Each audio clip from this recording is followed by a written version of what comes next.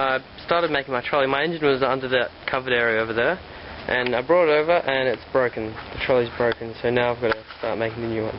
Well, I've already started. This is the basic shape for my new engine trolley. So it hasn't been welded up. The engine will be bolted on these ones. I'm going to put a bit of rubber underneath the engine so it sort of makes it a bit softer. And then the wheels will be attached here. I've drilled the holes which will mount the engine. So I've drilled them to 41/64, which is just over 5/8, which is what the bolt size is. So now what I'm going to do is unbolt the engine off here and hopefully bolt it through those parts, and then I'll have to get it up on top of the big side rails. Yeah, I've sort of started to make the frame. I've made these cross members here, and I've put the bolt holes in them. I had to tap extra thread on the bolts because the thread wasn't long enough, so even that took a while to do for 4 bolts. So now what I'm doing is I've just got it sitting up against that flat part there at the door, so I can measure everything and put the engine in the centre, because I want to sort of tack weld it on while the engine's in position. I don't want to take these cross members off and then weld it, because then I might have to drill the holes out bigger, and it's a heavy engine, and if the holes are too big for the bolts it might pull the bolts through or something. So that's why I'm doing it like this.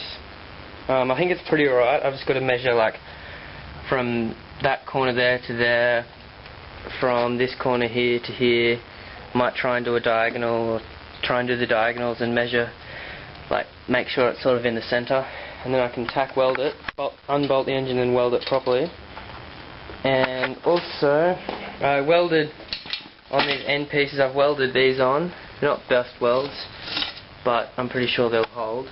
I know some professional welder will comment on my videos saying they're shit, but whatever. They're done with an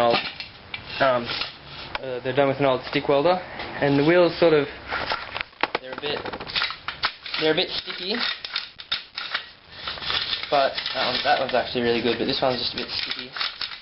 But I'm pretty sure that's alright. So that's what I'm up to doing. Those big 2 long rails to the correct length, but I figure as soon as I move the engine they're gonna like change. So I've done it. I've cut these 2 bits of wood, which are exactly the right width apart. They're the same length.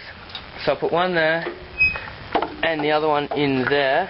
Then what I'm going to do is get some sash clamps and tighten them up on that so that the side rails will stay the same width apart while I move this.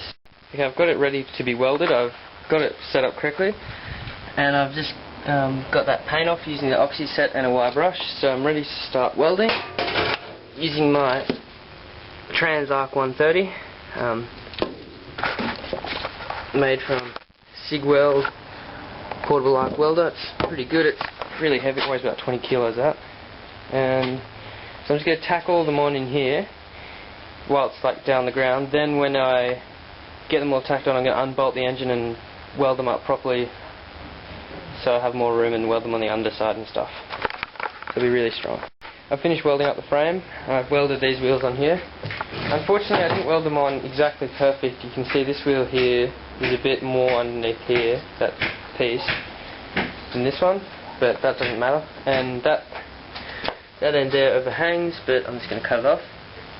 Some of my welds aren't great. That's a decent one. It's just got the one hole in it. That's another decent one. But, I mean, they're not great. I'm doing it with an old, that's a good one there, it's nice and smooth. I'm doing it with an old arc welder, so I did my best. So now I've just got to find out what wheels I'm going to put on the back. The frame is constructed. I put these back wheels on. So they're the same back wheels as I had before, but I made new shafts for them, so I just cut them off and welded them on like that. It's still actually a bit warm. I let it cool down for like 5 minutes. That's a good weld in there. No, that's not bad. That's pretty shit. I know there's some good ones and there's some bad ones. So tomorrow what I'm going to do is, I'm not going to strip it back to paint it. I'm going to get some like bog or it's like body panel filler, and I'm going to put that all over all the welds. And I'll probably, there's one of these I need to cut off, not that one, is this one here. Need to trim that off there and trim some of these off. See that overhangs? Just trim that back a little bit with the grinder. Then I'll give it a coat of black paint probably. Then put the engine on it. And then when it starts up it'll be a lot more steady. And like I said, what I'm going to do is drill a hole down here, down there, and probably another one over here. And then I can put like a stake down through it into the ground to stop it rolling around, so that'll make it really steady. So I mean it won't be jumping around when it's going. Yeah, I've just ground off all the excess metal. So you can see it's just nice and flat now. I couldn't grind this one up as much as I wanted to because it would have sort of cut off that weld, so it's still overhanging. But now, what I've done is I've got this body filler stuff. Body filler. So I'll mix it up, put it in all the... No, I think I'll actually just grind a bit of the welds off. Like some spatter first. Just spatter there. Shit. So grind off all the spatter, and then put the body filler in the welds. Sand the body filler back, and then give it a coat of black paint. You can see I've just used bog on those welds. So I'll just have to grind sandpaper that back using some coarse sandpaper. Then I can give it a coat of paint. I haven't done the underside welds yet. I might or I might not. I just don't know whether it's worth it or not. You don't really see them, so I might not do them. I've just finished spray painting it matte black. So it's all black. Tried to paint a bit of the wheels. And I painted these axles a gold colour, so I'll show them once it all dries, and I put the wheels back on. Should look awesome. I've just got the engine on the trolley. It's painted matte black. You can see I painted those little axles gold because I just had some gold paint, just because I wanted to. So I've got the rubber in between. I'll just get that tape off, and then probably won't trim it back too much. Maybe just to there or something.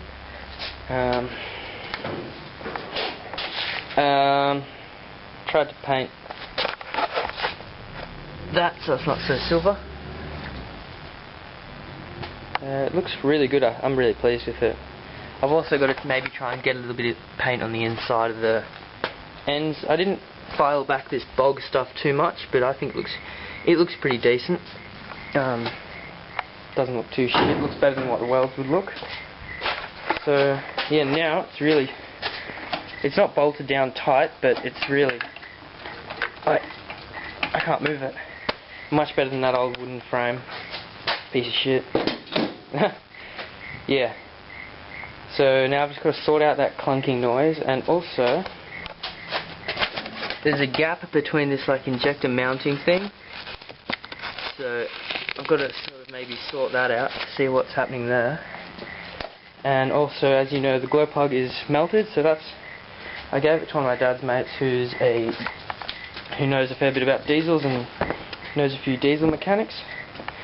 So he's trying to source me a new plug. Otherwise I'll just run off, start it with the Start Your Bastard, but that's not really too good for the engine.